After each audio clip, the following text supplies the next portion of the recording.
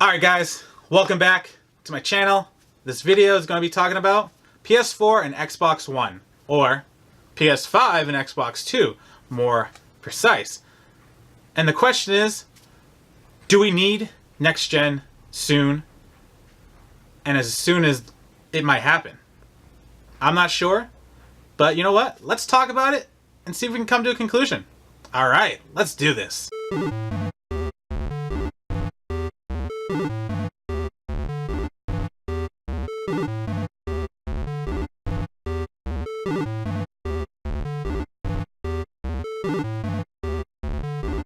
Okay, so we have the PS4, PS4 Pro, Xbox One, Xbox One S, and soon, maybe next year, most likely, we could have PS5, Xbox 2 for Christmas 2020.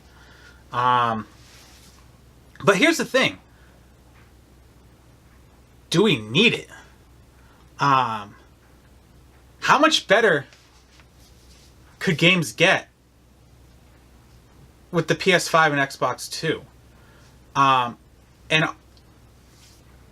is that worth like extra development time, extra development costs for the developers? Or is it worth waiting until maybe 2021 Christmas? I think it's worth waiting. Like, the PS4 Pro, Xbox One X look great. And I bet you they could still be pushed even further if you give them another year of time for developers to work with. And if you drop those prices to, say, Xbox One X, $299, PS4, $299, you know, maybe $250 per one, the systems are going to keep selling. And the developers can release their games on that, keep making them look good. Because, like, you see computers, you see PC games, and PC games look great.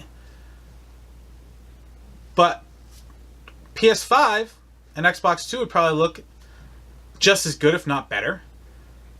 But is that necessary quite yet? I don't see games getting that much better to where I need to get rid of a whole console just to buy the game on the next console. I think that's kind of what the PS4 Pro and the Xbox One X kind of did, extended the life cycle, and I think that life cycle can still be extended for a whole nother year. I don't think we're ready, and I don't think, you know, developers need another console yet as well. I think they could still do a lot with the Xbox One and the PS4s. I mean, look at Red Dead Redemption. Like, do we really need one that looks that much better than that, or has that big giant world that can't handle the Xbox One and the PS4? I mean, they both run that game.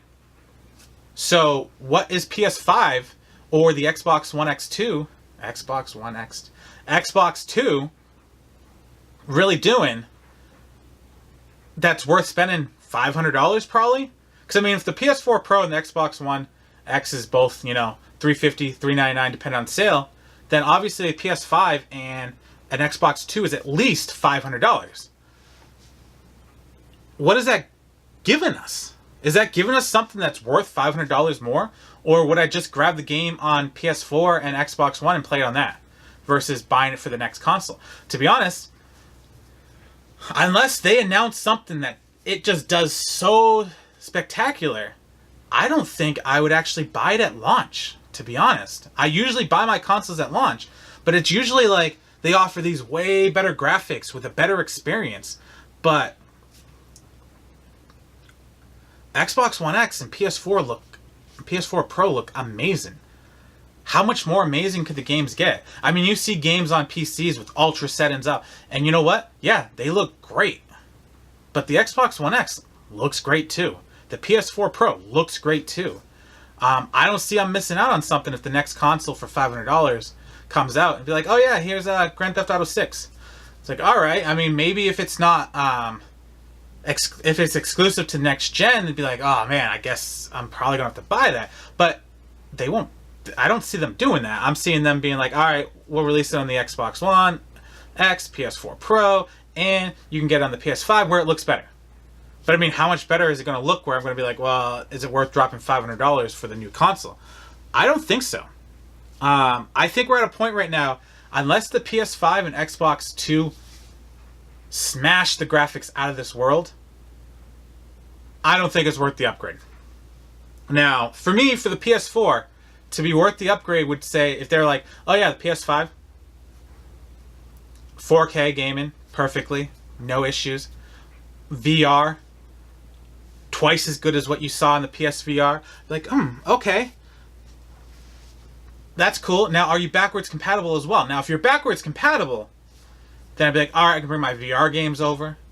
Definitely worth getting the new VR headset. Bring my PS4 games over. Oh, you're telling me my PS4 Pro games will upgrade graphics as well on the PS5?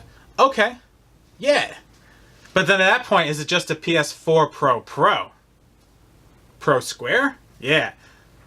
That's kind of where we're going right now.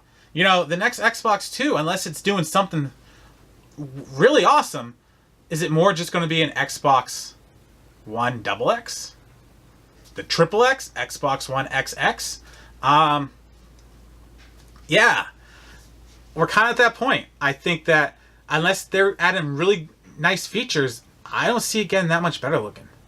At least in the first year or two that it's out.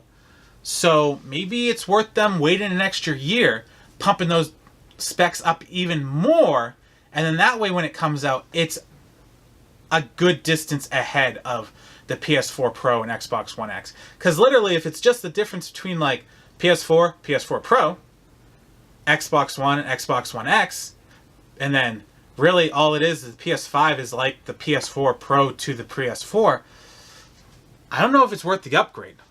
I'm hoping that PS4 comes out, it's backwards compatible with PS4, so that way I can have one console that plays my games and I can get my new games. Same thing with the Xbox One X, which I would be very surprised if the Xbox 2 comes out and you can't play Xbox One games on it.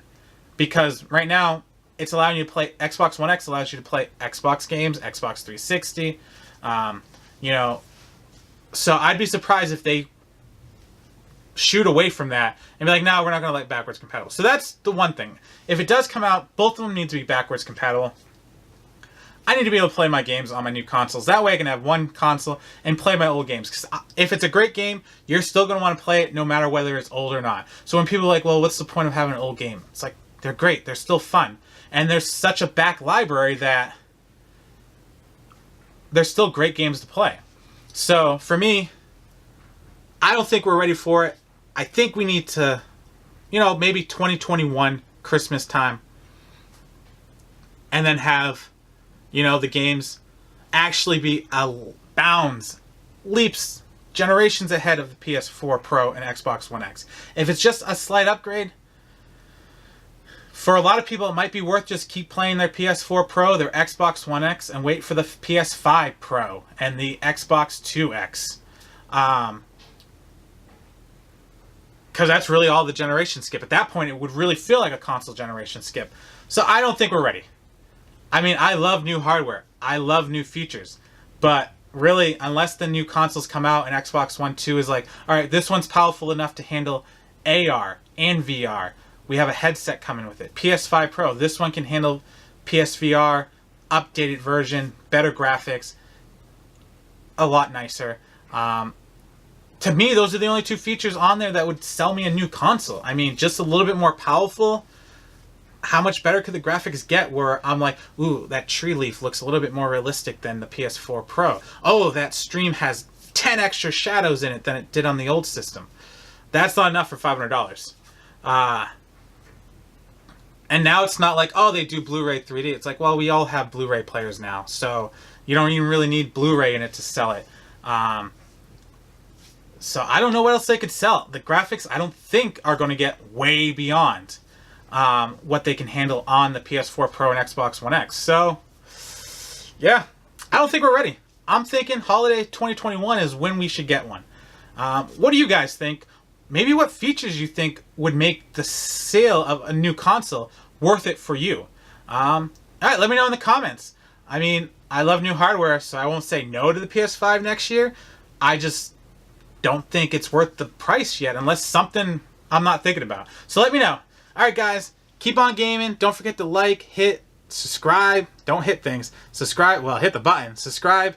Watch my other videos. And check me out next time. All right, guys, have a good night. See you later. Bye.